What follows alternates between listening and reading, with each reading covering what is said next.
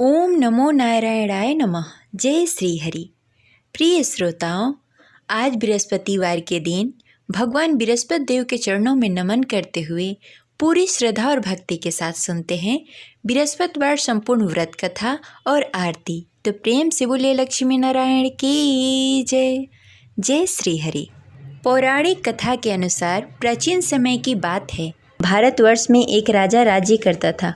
वो बड़ा ही प्रतापी और दानी था।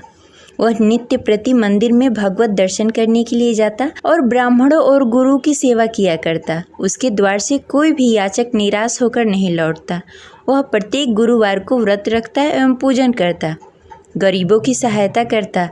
परंतु यह सब बातें उसकी रानी को बिल्कुल अच्छी नहीं लगती थी।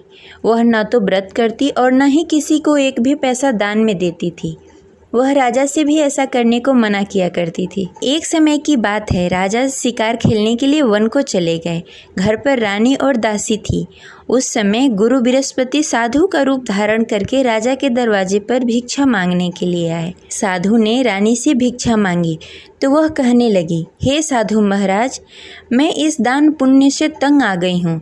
इस कार्य के लिए तो मेरे पति ही बहुत हैं। अब आप ऐसी कृपा करें कि सारा धन नष्ट हो जाए तथा मैं आराम से रह सकूं। साधु रूपी बृहस्पति देव ने कहा, हे देवी, तुम तो बड़ी ही विचित्र हो। संतान और धन से कोई दुखी नहीं होता, इसको सभी चाहते हैं। पापी भी धन और पुत्र की इच्छा करता है। अगर तुम्हारे पास धन अधिक है तो भूखे मनुष्यों को भोजन करवाओ, प्याव लगवाओ, ब्राह्मणों को दान दो, धर्मशाला बनवाओ, कुआं, तालाब, बावड़ी, बाग, बगीचे आदि का निर्माण कराओ तथा निर्धन कुंवारी कन्याओं का विवाह करवाओ। साथ ही यज्ञ करो। इस प्रकार के कर्मों से आपके कुल का और आपका नाम परलोक में भी सार्थक होगा एवं तुम्हें स्वर्ग की प्राप्ति होगी। परंतु रानी साधु की इन बातों से खुश नहीं हुई। उसने कहा, हे साधु महाराज, मुझे ऐसी धन की आवश्यकता नहीं है जिसे मैं अन्य लोगों को दान में देती फिरूं, जिसको रखने और संभालने में भी मेरा सारा वक्त निकल जाए। साधु ने कहा, हे देवी, यदि तुम्हारी ऐसी ही इच्छा है तो जैसा मैं तुम्हें बताता हूँ वैसा करना। बृहस्पतिवार के दिन आंगन को गोबर से लीपना और अपने केशों को पीली मिट्टी से धोना। केशों को धोते समय स्नान करना। राजा से कहना कि वो हजामत कराए। भोजन में मांस मदिरा खाना। कपड़े धोबी को धोने के लिए देना। इस प्रकार 7 बृहस्पतिवार को करने से तुम्हारा सारा धन नष्ट हो जाएगा। यह कहकर साधु महाराज रूपी बृहस्पति देव अंतर ध्यान हो गए। रानी ने साधु के कहने के अनुसार 7 बृहस्पतिवार तक वैसा ही करने का विचार किया। साधु के बताए हुए कार्य करते हुए केवल 3 ही बृहस्पतिवार बीते कि उसकी सारी संपत्ति नष्ट हो गई। भोजन के लिए भी 2 समय परिवार तरसने लगा तथा सांसारिक भोगों से दुखी रहने लगा। तब राजा रानी से कहने लगा कि हे रानी, तुम यहाँ पर रहो, मैं दूसरे देश जा रहा हूँ। क्योंकि यहाँ पर मुझे सभी मनुष्य जानते हैं, इसलिए मैं यहाँ कोई कार्य नहीं कर सकता। मैं अब परदेश जा रहा हूँ, वहाँ कोई काम धंधा करूँगा, शायद हमारे भाग्य बदल जाए। ऐसा कहकर राजा परदेश को चला गया। वो वहाँ जंगल से लकड़ियाँ काट कर लाता और शहर में बेचता। इस तरह जीवन व्यतीत करने लगा। इधर राजा के बिना रानी और दासी दुखी रहने लगी। किसी दिन भोजन मिलता और किसी दिन जल पीकर ही रहना पड़ता। एक दिन रानी और दासी को भोजन किए बिना 7 दिन व्यतीत हो गए। तो रानी ने अपनी दासी से कहा, हे दासी, यहाँ पास के नगर में मेरी बहन रहती है।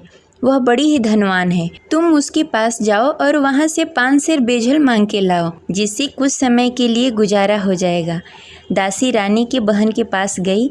रानी की बहन उस समय पूजा कर रही थी। बृहस्पतिवार का दिन था। दासी ने रानी की बहन से कहा, हे रानी, मुझे आपकी बहन ने भेजा है, मुझे 5 सेर बेजल दे दो। दासी ने यह बात अनेक बार कही, परंतु रानी की बहन ने कोई उत्तर नहीं दिया, क्योंकि वह उस समय बृहस्पतिवार का कथा सुन रही थी। जब दासी को रानी की बहन की कोई उत्तर नहीं मिला तो वह बहुत ही दुखी हुई।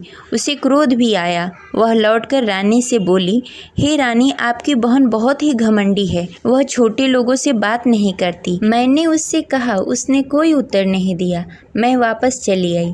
रानी बोली, हे दासी, उसमें उसकी कोई गलती नहीं है। जब बुरे दिन आते हैं तब कोई असहारा नहीं देता।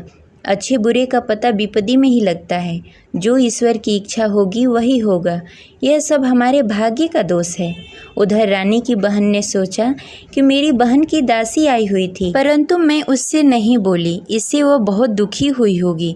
अतः कथा सुन बृहस्पति भगवान का पूजन समाप्त करके अपनी बहन के घर गई और कहने लगी, हे बहन, मैं बृहस्पतिवार का व्रत कर रही थी, तुम्हारी दासी हमारे घर आई थी, परंतु जब तक हम कथा सुनते हैं तब तक हम लोग न उठते हैं और न किसी से बातें करते हैं, इसलिए मैं नहीं बोली। कहो दासी क्यों गई थी?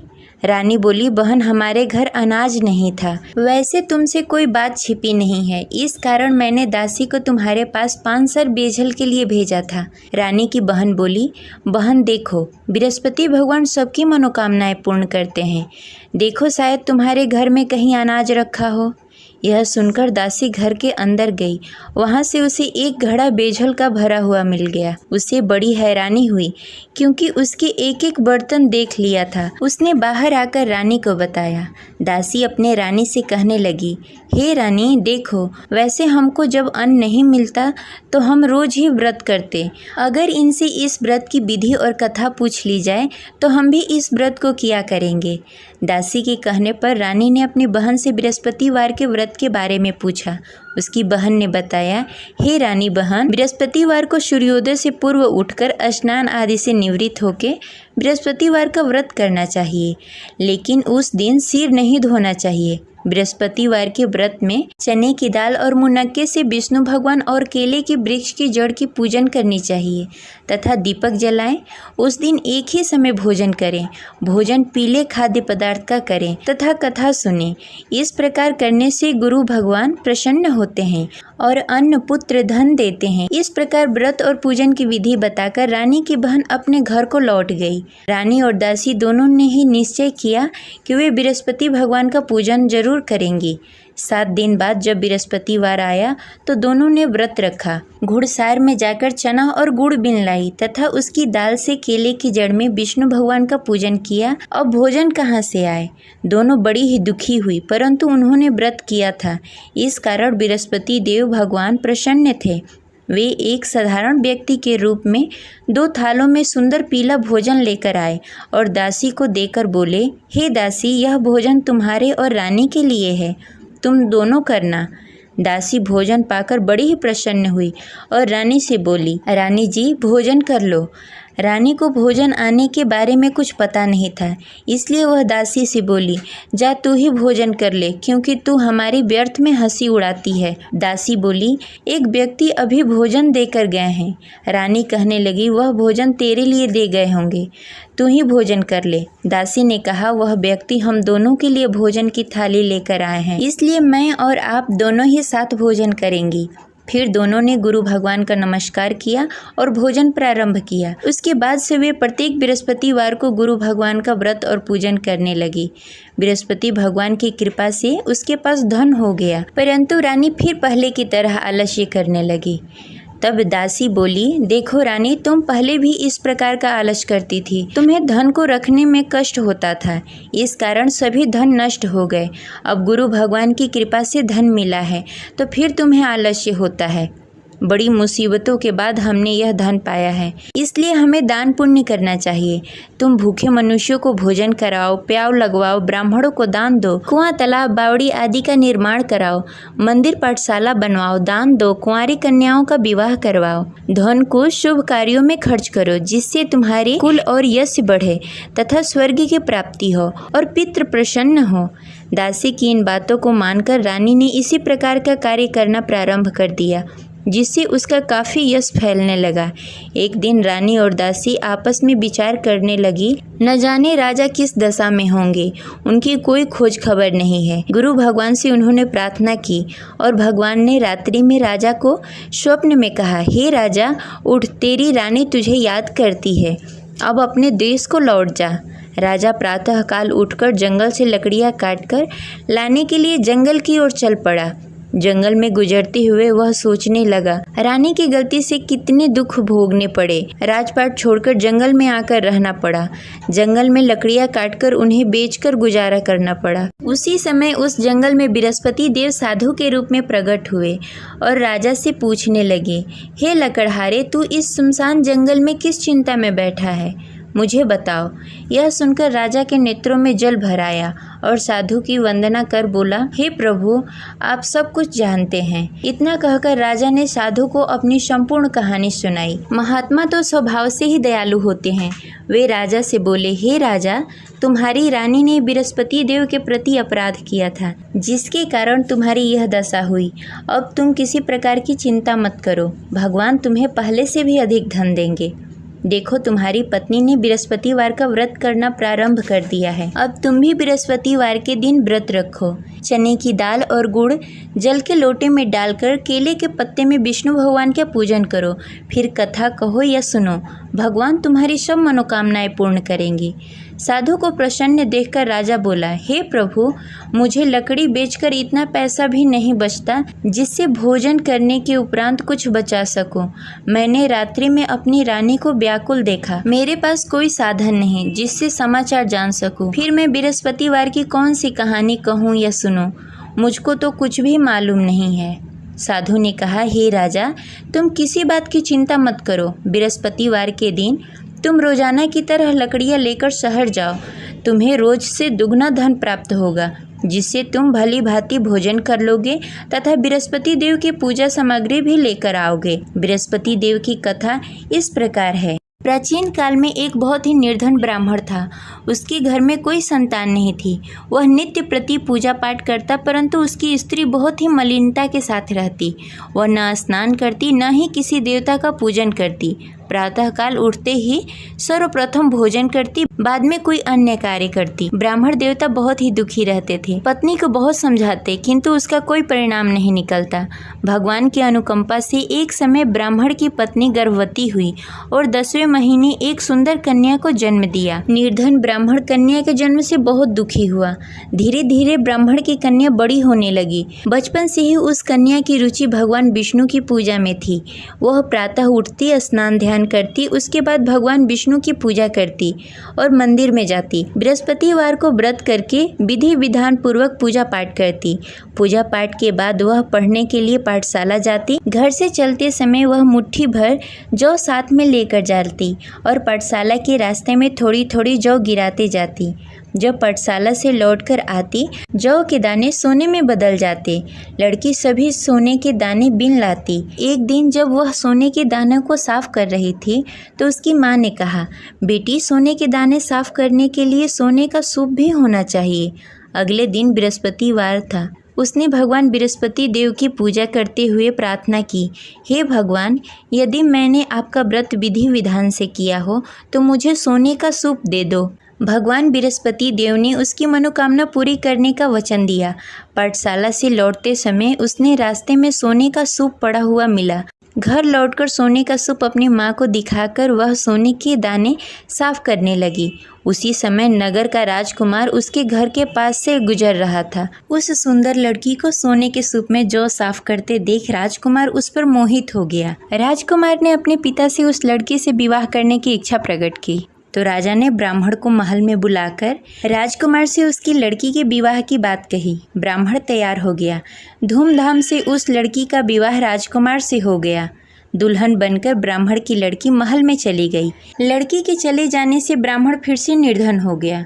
उसे कई कई दिनों तक बिना भोजन के रहना पड़ा। बहुत दुखी होकर ब्राह्मण एक दिन अपने लड़की के पास गया। अपने पिता से निर्धनता का समाचार सुनकर उसे बहुत सारा धन देकर पिता को विदा किया। उस धन से ब्राह्मण का कुछ दिनों तक आराम से गुजारा हुआ, लेकिन जल्द ही फिर भूखों मरने की हालत हो गई। ब्राह्मण अपनी लड़की से धन लेने के लिए फिर महल में पहुंचा। लड़की ने पिता की बुरी हालत देखकर कहा, पिताजी, आखिर आप कब तक मुझसे धन लेकर जीवन व्यतीत करेंगे? आप कोई ऐसा उपाय क्यों नहीं करते जिससे आपका घर धन धान से भर जाए? ब्राह्मण ने कहा, मैंने तेरी माँ को बहुत समझाने की कोशिश की, पर उसकी समझ में कुछ नहीं आता। उसकी फुहरता नष्ट हो तब तो घर की निर्धनता दूर हो।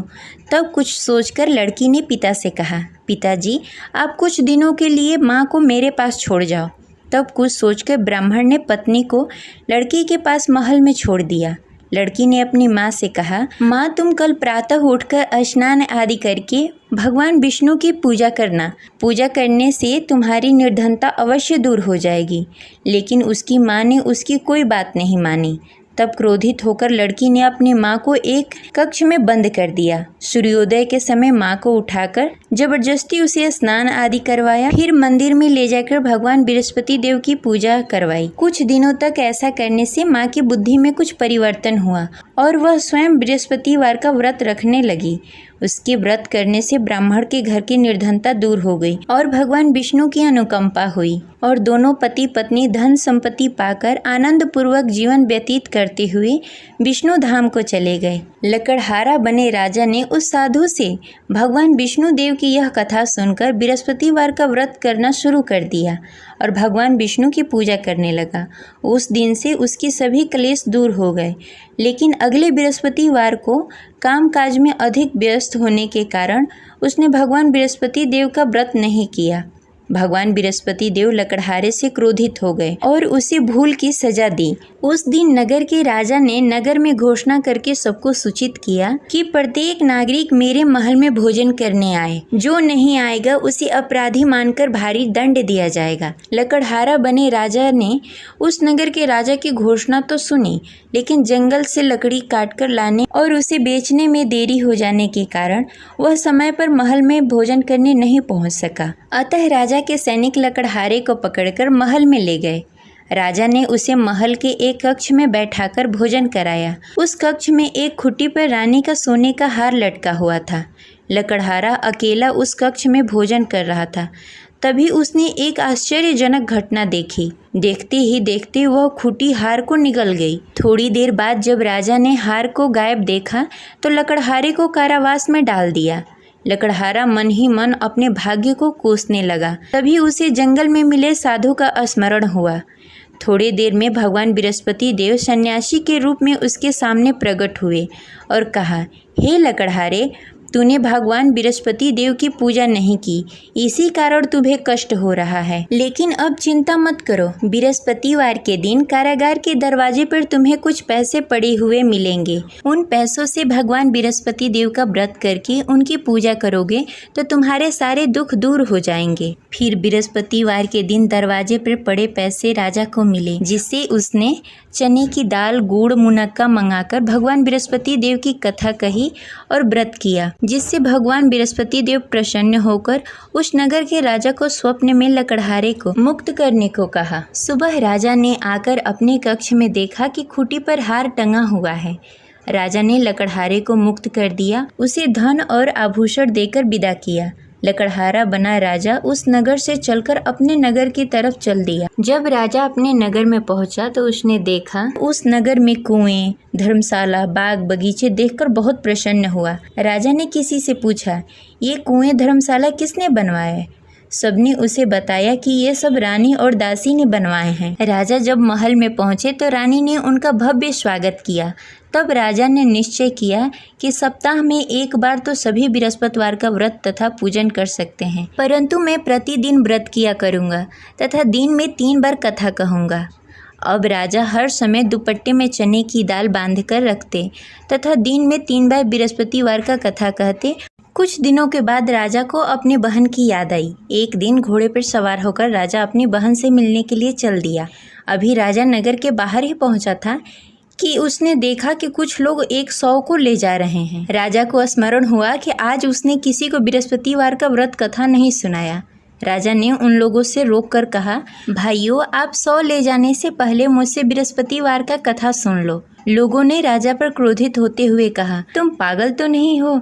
लेकिन कुछ बड़े बुजुर्ग लोगों ने कहा, अच्छा भाई, तुम साथ में चलते चलते अपनी कथा भी सुनाते रहो। राजा ने चलते चलते आधी ही कथा सुनाई थी कि 100 हिलने लगा। राजा की पूरी कथा समाप्त होते ही सब उठकर बैठ गया। लोगों ने हैरानी से दांतों तले उंगली दबाई और अगले बृहस्पतिवार को भगवान बृहस्पति देव का व्रत करने व कथा सुनने का निश्चय कर लिया। अब घोड़े पर सवार होकर राजा चलते हुए एक किसान के पास पहुंचा। किसान अपने खेत में हल चला रहा था। राजा ने कहा, अरे भाई, मुझसे बृहस्पतिवार का कथा सुन लो। किसान झुंझलाकर बोला, अरे भाई, देख नहीं रहे, जितनी देर मैं तुम्हारी कथा सुनूंगा उतनी देर में तो पूरी खेत में हल चला लूंगा। राजा निराश होकर चला गया। तभी किसान का बैल लड़खड़ा के गिर गया और किसान के पेट में भी जोरों से दर्द होने लगा। जब उसकी पत्नी वहां आई तब उसने पूछा कि क्या हुआ। किसान ने घुड़सवार की पूरी कहानी सुनाई कि पत्नी दौड़ती हुई राजा के पास पहुंची और हाथ जोड़कर बोली, भैया, मैं तुम्हारी कथा सुनने के लिए तैयार हूँ। राजा ने उसके साथ खेत पर पहुंचकर बृहस्पतिवार की कथा सुनाई। तभी बैल भी उठकर खड़ा हो गया और किसान के पेट का दर्द भी तुरंत ठीक हो गया। राजा वहां से अपने घोड़े पर सवार होकर अपने बहन के घर पहुंचा। तब राजा की वहां बहुत आव भगत हुई। अगले दिन सुबह उठकर राजा ने देखा घर के सभी लोग भोजन कर रहे हैं। किसी भूखे को बृहस्पतिवार का कथा सुनाए बिना राजा कभी भोजन नहीं करता था। उसने बहन से कहा, बहन, क्या घर में कोई ऐसा व्यक्ति है जिसने भोजन नहीं किया हो? उसकी बहन ने बोला, भैया, हमारे घर तो क्या, आपको पूरे नगर में कोई ऐसा व्यक्ति नहीं मिलेगा जिसने सुबह सुबह भोजन नहीं किया हो। तब राजा ने बहन के घर से निकलकर उस नगर में बिना भोजन किए हुए व्यक्ति की तलाश करनी शुरू की। एक गडेरिये के घर में उसका बेटा बीमार होने के कारण भूखा रह गया था।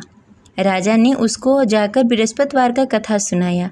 कथा सुनते सुनते गडेरिये की बेटी की बीमारी भी ठीक हो गई।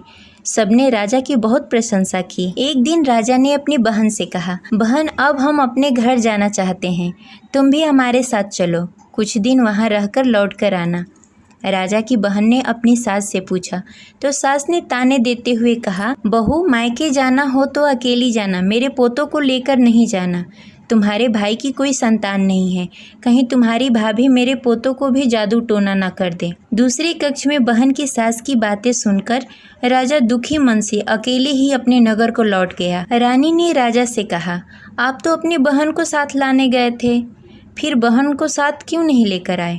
तब राजा ने दुखी होते हुए कहा, रानी, हम निसंतान हैं, इसलिए कोई हमारे घर आना पसंद नहीं करता। रानी ने राजा को समझाते हुए कहा, मैं बृहस्पति देव ने सब कुछ दिया है, अब भगवान बृहस्पति देव हमें संतान भी अवश्य देंगे। बृहस्पतिवार को विधि पूर्वक व्रत करते हुए राजा और रानी ने भगवान बृहस्पति देव से संतान के लिए प्रार्थना की। कुछ दिनों के बाद ही रानी गर्भवती हो गई। 10वें महीने रानी ने एक सुंदर बालक को जन्म दिया। राजा रानी जीवन प्रयत्न बृहस्पतिवार का व्रत करते रहे। उनके घर में धन धान्य की वर्षा होती रही। इस तरह अनंत पूरक जीवन यापन करते हुए राजा रानी भगवान बृहस्पति देव की अनुकंपा से मोक्ष को प्राप्त हो गए। बृहस्पतिवार को विधि पूर्वक व्रत करके जो स्त्री पुरुष भगवान विष्णु की पूजा करते हैं उनकी सभी मनोकामनाएं पूर्ण होती है। जय बृहस्पति देव। अब सुनेंगे बृहस्पति देव की आरती। ओम जय बृहस्पति देवा, ओम जय बृहस्पति देवा, छिन छिन भोग लगाऊं कदली फल मेवा। ओम जय बृहस्पति देवा, तुम पूर्ण परमात्मा, तुम अंतर्यामी, जगत पिता जगदीश्वर, तुम सबके स्वामी। ओम जय बृहस्पति देवा, चरणामृत निज निर्मल, सब पातक हरता, सकल मनोरथ दायक, कृपा करो भरता। ओम जय बृहस्पति देवा, तन मन धन अर्पण कर, जो जन शरण पड़े, प्रभु प्रगट तब हो कर, आकर द्वार खड़े। ओम जय बृहस्पति देवा, दीन दयाल दयानिधि, भक्तन हितकारी, पाप दोष सब हरता, भव बंधन हारी। ओम जय विरस्पति देवा। सकल मनोरथ दायक सब संशय हारी। विषय विकार मिटाओ संतन सुखकारी। ओम जय विरस्पति देवा। जो कोई आरती तेरी प्रेम सहित गावे। ज्येष्ठानंद आनंद कर सो निश्चय पावे। ओम जय विरस्पति देवा। प्रभु जय विरस्पति देवा। जय विरस्पति देव।